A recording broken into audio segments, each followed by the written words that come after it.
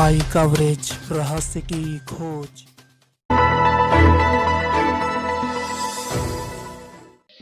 भारत रत्न पंडित गोविंद बल्लभ पंत की 133वीं वर्षगांठ पर उत्तराखंड के पौड़ी गढ़वाल स्थित भरसार विश्वविद्यालय के कुलपति प्रोफेसर अजीत कुमार कर्नाटका से हमारे एनएनआई उत्तराखंड प्रतिनिधि पार्वत रावत ने खास बातचीत की। नमस्कार, मैं हूं आपके साथ पार्वत रावत और आप देख रहे हैं एनएनआई कवरेज रहस्य की खोज। और आज हम आपको ले चलते हैं सीधा भरसार वानिकी विश्वविद्यालय भरसार में, जहां आज खास बातचीत के लिए हमारे साथ विश्वविद्यालय भरसार के कुलपति महोदय श्री कर्नाटका जी आज हमारे साथ बने हुए हैं। सबसे पहले मैं कर्नाटका साहब का वीसी साहब का जो कि एनएनआई कवरेज में खास बातचीत के लिए जुड़ने के लिए जो कि धन्यवाद दूंगा। वीसी साहब, भारत रत्न गोविंद बल्लभ पंत जी की 133वीं वर्षगांठ पूरे देश में आज मनाई जा रही है, ऐसे में आपकी क्या खास तैयारियां हैं? नमस्कार जी। हर वर्ष की भांति इस वर्ष भी हम भारत रत्न पंडित गोविंद बल्लभ पंत जी के 133वीं वर्षगांठ को मना रहे हैं बहुत बृहद रूप से जी। और इस बारे में मैं आपको ये बताना चाहता हूँ कि भारत के स्वतंत्रता संग्राम को एक आज़ादी के बाद जी भारत के विकास के स्वरूप के रूप में दुनिया एक अलग नज़र से देखती है। जी सर।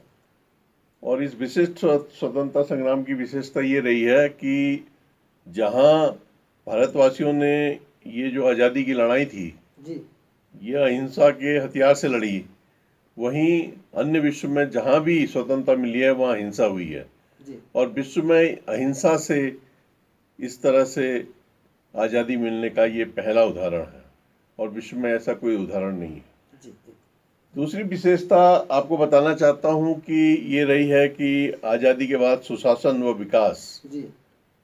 इसका प्रमुख कारण ये रहा है कि आज़ादी की लड़ाई में या उसके बाद देश के विकास में प्रमुख भूमिका हमारे बुद्धिजीवियों ने निभाई। क्योंकि अगर आप राष्ट्रपिता महात्मा गांधी की तरफ देखें जी या उस समय के नेता आदरणीय मोतीलाल नेहरू जी की तरफ देखें या पंडित जवाहरलाल नेहरू जी की तरफ देखें या लाजपत राय जी की तरफ देखें, गोपाल कृष्ण गोखले की तरफ देखें, बाल गंगाधर तिलक की तरफ रूप में देखें, जिनको हम लाल बाल गोपाल भी कहते थे जी जी जी। और आज़ादी के समय के ये हीरो थे। और या हम बाद में हम जो हमारे पहले राष्ट्रपति बने पंडित राजेंद्र प्रसाद जी उनकी तरफ देखें, कैलाशनाथ काटजू की तरफ देखें, भीमराव अंबेडकर जिन्होंने पूरा संविधान लिखा उनकी तरफ देखें, सर्वपल्ली राधाकृष्णन साहब की तरफ देखें या पंडित गोविंद बल्लभ पंत जी की तरफ देखें या आचार्य नरेंद्र देव जी की तरफ देखें, तो आप ध्यान से देखेंगे तो आप पाएंगे कि ये सभी बुद्धिजीवी थे। या तो ये पेशे से शिक्षक थे और या फिर ये वकील थे और यही कारण है कि देश के विकास को एक नई गति मिली और देश ने दिन दूनी और रात चौगुनी उन्नति की। जी जी जी। ऋषभ पंत जी की युवाओं के संबंध में क्या सोच थी और उनके द्वारा शिक्षा के क्षेत्र में किए गए कार्य, उनकी क्षमताओं के बारे में आप क्या? देखिए, पंत जी के जीवन और कार्यों के बारे में हम सभी लोग विज्ञ हैं जी और हर वर्ष उनका जिक्र करते रहते हैं, लेकिन आज मैं आपको पंत जी के कुछ युवाओं के संबंध में विचार, शिक्षा के क्षेत्र में उनके द्वारा किए गए योगदान और उनकी प्रशासनिक क्षमताओं के बारे में बताऊंगा। जी। पहली बात तो यह है कि पंडित पंत जी का जो जन्म है वो अनंत चतुर्दशी के दिन 19 भाद्रपद विक्रम संवत 1944 को हुआ था और सन पड़ता था 1887 और इनका जन्म हुआ था अल्मोड़ा जिले के श्यालदेवी पहाड़ियों की तलहटी में बसे एक गांव खूंट में जी। और मजेदार बात यह है कि सन 1987 में सन 1887 में कहना चाहूंगा अनंत चतुर्दशी 30 अगस्त को थी और पंत जी का जो जन्मदिन तिथि जो सही है वो 30 अगस्त ही है। परंतु जब 1946 में पहली बार लखनऊ में इनका जन्मदिन मनाया गया, जब ये मुख्यमंत्री थे, तो उस वर्ष अनंत चतुर्दशी 10 सितंबर को पड़ी थी और इसी तिथि को फिर इनके जन्मदिन की मान्यता मिली।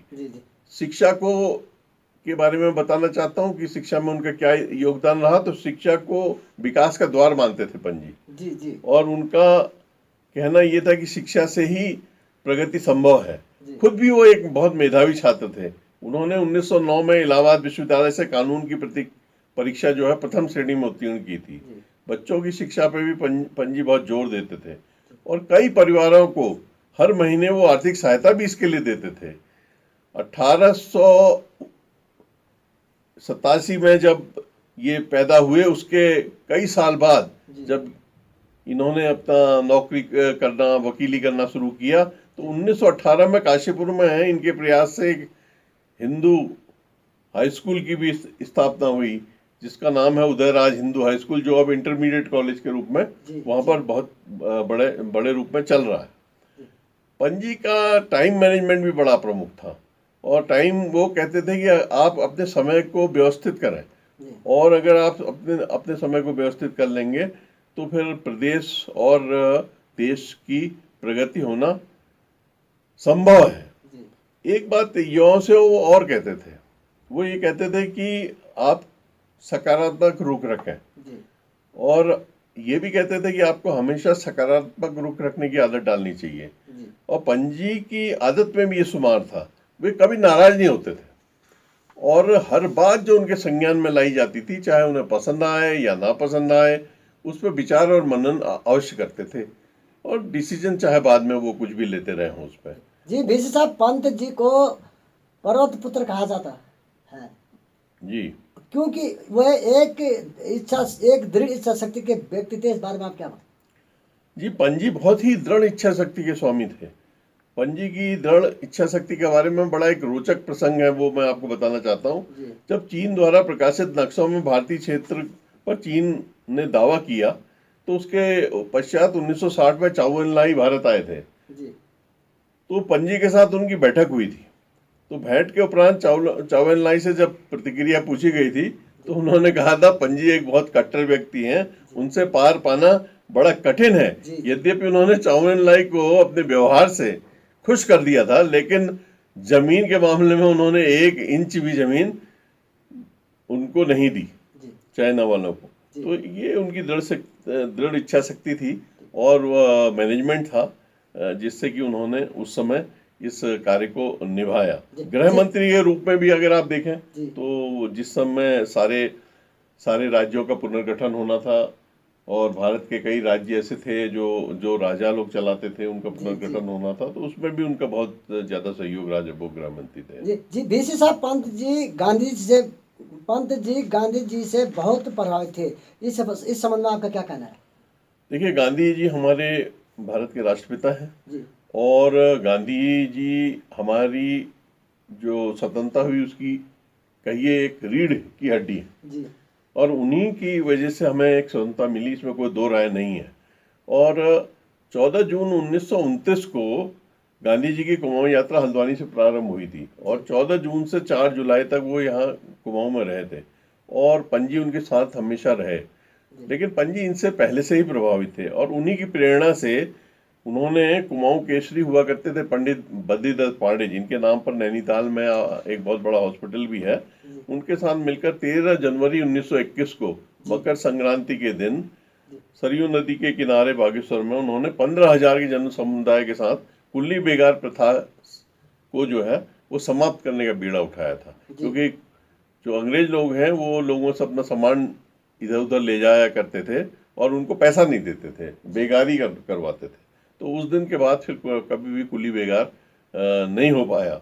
तो देश के स्वतंत्रता संग्राम में इस जो छोटी सी घटना हुई उस समय उसको एक चिंगारी के रूप में माना गया और यही चिंगारी अंग्रेजों के खिलाफ जो है बाद में एक बड़े आंदोलन के रूप में अवतरित हुई, परिवर्तित हुई और जिससे कि हमें पूरे कुमाऊं और गढ़वाल में, पूरे उत्तराखंड में एक अलख जगाने में सहायता मिली। जी वीसी साहब, मैं लास्ट सवाल आपसे पूछ रहा हूँ, एक सवाल और है। जी, पंत जी की दूरदृष्टि के संबंध में आप क्या कहेंगे? वो कब तक इस महापुरुष ने इस देश की सेवा की है?